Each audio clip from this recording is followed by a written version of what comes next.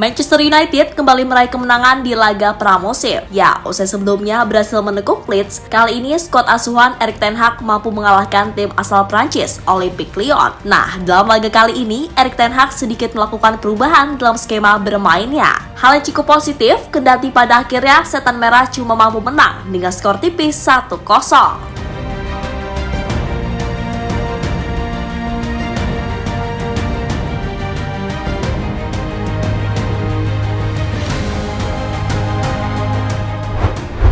Meski masih bermain dengan skuad seadanya, Erik ten Hag sepertinya sedikit bisa bernafas lega.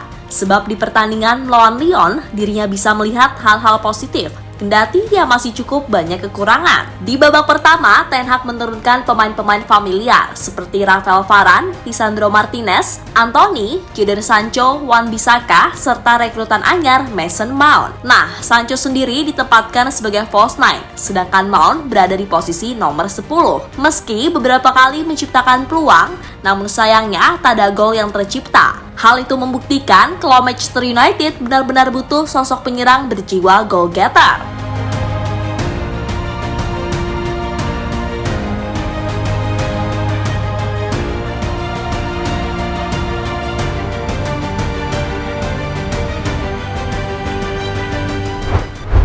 Meski di babak pertama, sorotan jelas kembali tertuju pada Mason Mount, pasalnya pemain yang dibeli dari Chelsea itu lagi-lagi belum bisa memberikan penampilan maksimal di laga keduanya. Beberapa kali pemain 24 tahun itu sering salah passing dan out of position. Selain itu, dari sisi statistik, Mount sejauh ini masih jauh dari kata memuaskan. Tercatat ia cuma mampu melepas 1 umpan kunci dan tak bisa melepas satupun shot on target. Tentu saja ini menjadi PR bagi Mason Mount untuk lebih bisa memahami tentang cara bermain yang diinginkan Ten Hag. Karena bagaimanapun, ia sangat diharapkan bisa menjadi bagian penting untuk mengarungi musim 2023-2024.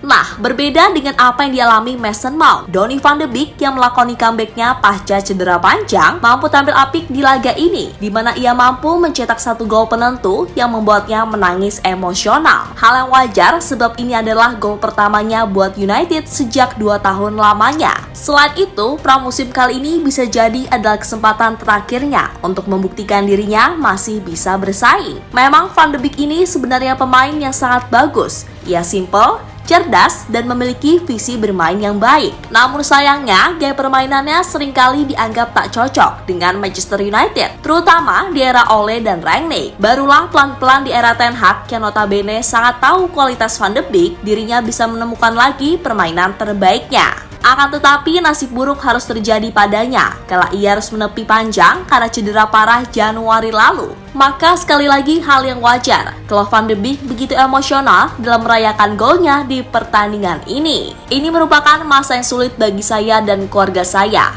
Kembali ke lapangan itu luar biasa. Tentu saja bagus jika Anda juga mencetak gol, tapi itu bukan hal yang paling penting. Itu adalah hal tambahan. Ini luar biasa. Saya telah menantikan momen ini selama berbulan-bulan. Saya tahu ini hanya pertandingan persahabatan, tetapi bagi saya itu adalah momen yang besar, ucap pemain asal Belanda itu dilansir dari Manchester Evening News.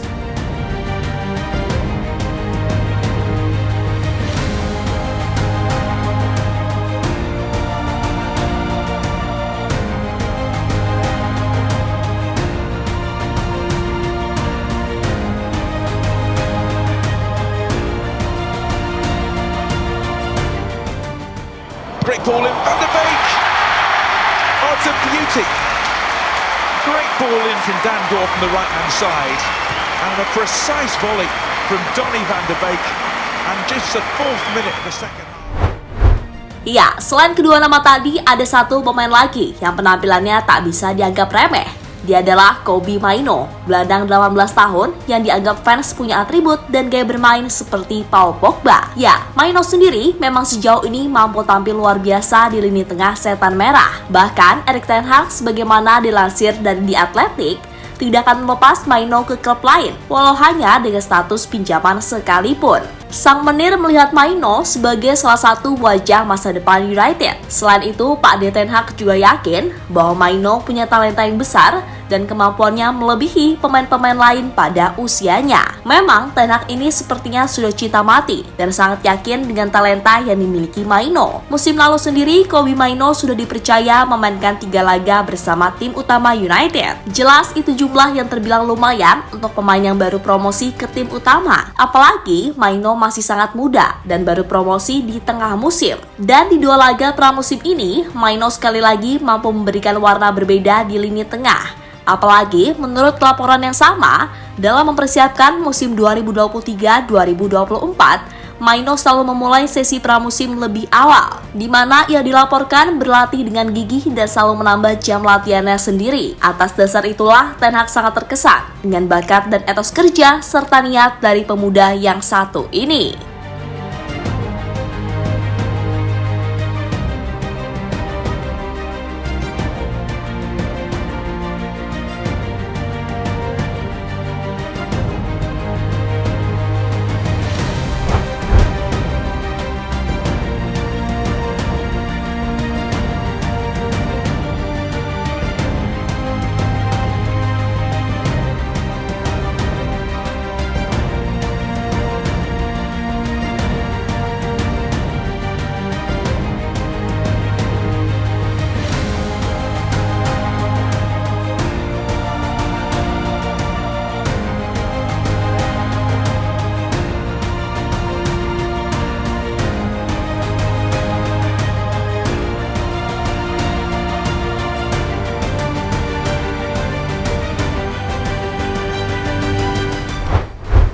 Sementara itu, sembari mempersiapkan tim di pramusim, Setan Merah pada akhirnya sukses merampungkan proses transfer kiper anyar Andre Onana. Dan Onana sendiri diprediksi bisa segera menjalani debut saat United melawan Real Madrid 27 Juli mendatang. Namun sekali lagi, masih ada beberapa hal yang jadi catatan bagi Ten Hag selain segera mengamankan jasa Rasmus Hojlund, yaitu menjual pemain-pemain yang dianggap tak perform agar bisa mendapat dana untuk setidaknya membeli pemain lagi. Sebab bagaimanapun dengan skuad yang saat ini harus diakui masih sangat kurang untuk bisa bersaing dengan Manchester City. Jangankan dengan City, dengan Arsenal aja belum tentu. Karena ia tahu sendiri kan gimana pergerakan transfer tim Meriam London di bursa transfer musim panas ini.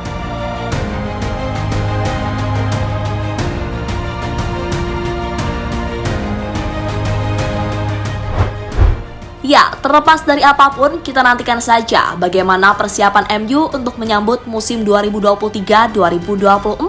Khusus untuk Mason Mount, ia tentu saja juga dituntut untuk bisa segera adaptasi dan meningkatkan permainannya. Karena selain dibeli dengan harga yang tak murah, ia juga dipercaya memakai nomor punggung 7 legendaris dari Manchester United. Oleh karena itu, tak ada waktu untuk hahaha dan teruslah berlatih agar tak membuat fans Manchester United kecewa.